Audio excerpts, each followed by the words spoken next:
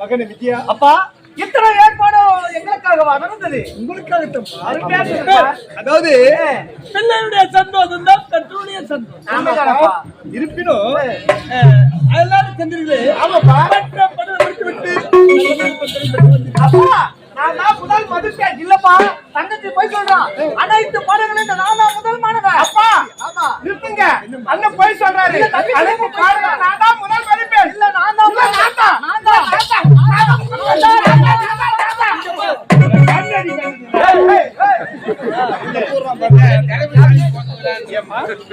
அங்கேயும் போட்டி, இங்க வந்தாலும் இங்கேயும் போட்டி. சரி, நீயும் முதல் மாணவன், நீயும் சந்தோஷம். இருப்பினும் இன்னொரு சந்தோஷத்தை தர வேண்டும். என்னப்பா சொல்லுங்க மகளே, நீ குட்டி பெண்ணாக இருந்தவள் குமரி பெண்ணாக மாறி. ஆமாப்பா, கன்னி பருவத்தை நீக்கி மங்கை பருவம் அடைந்து விட்டேன். அதனால் நல்ல இளவரசரை பார்த்து தேர்ந்தெடுத்து உனக்கு திருமணத்தை செய்யும். அப்பா அண்ணனுக்கு திருமணம் இருந்துப்பா. இல்ல உனக்குதான் திருமணம். அண்ணி இருக்க காலை மனம் வேறலாமா, அதனால கூடாது. அதனால் முதலில் உனக்கு திருமணம்.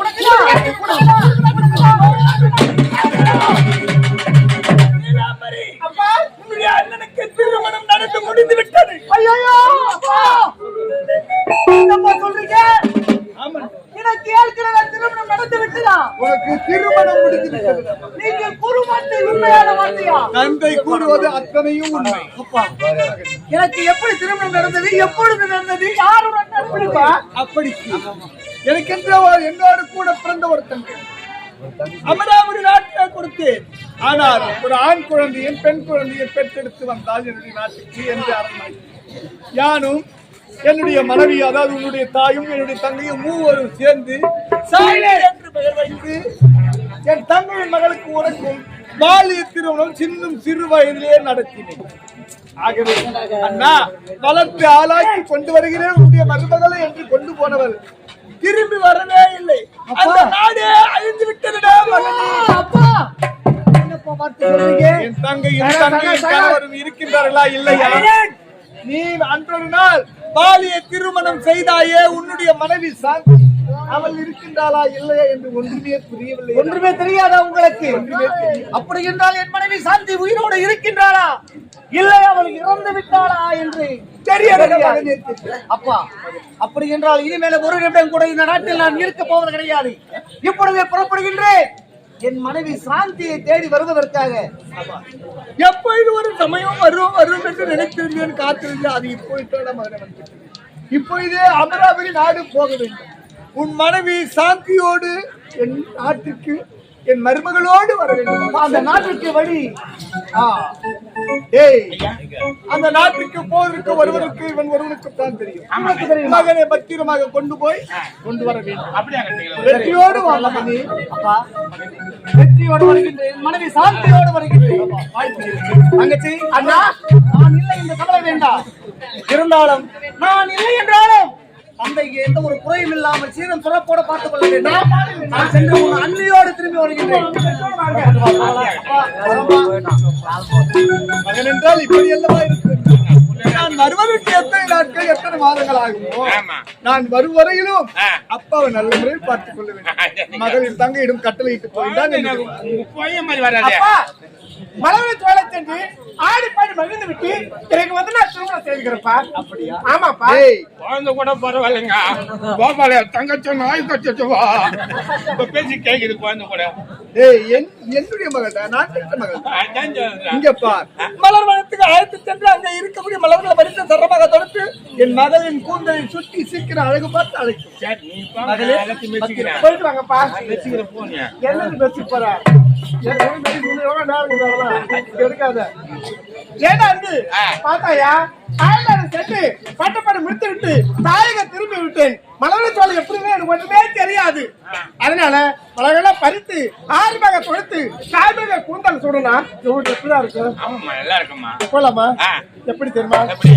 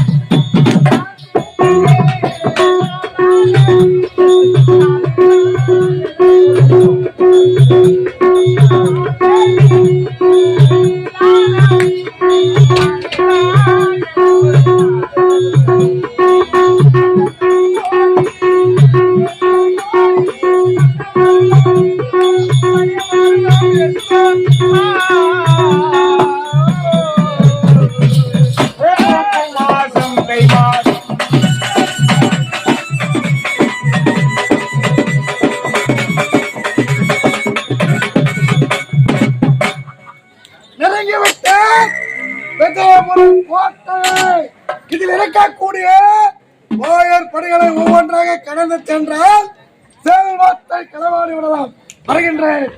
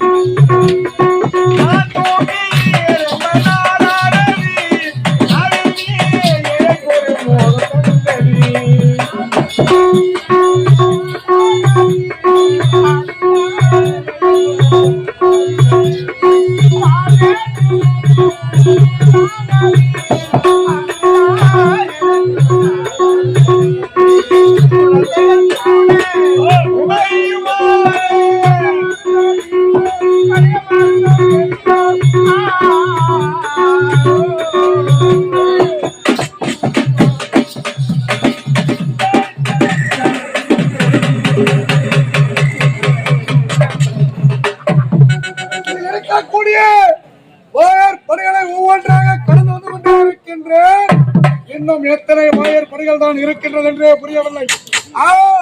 எத்தனை வாயர் படைகள் இருந்தாலும் கடந்து செல்ல வேண்டும். செல்வத்தாய் உளவோடு விட்டோம். வருகின்றேன்.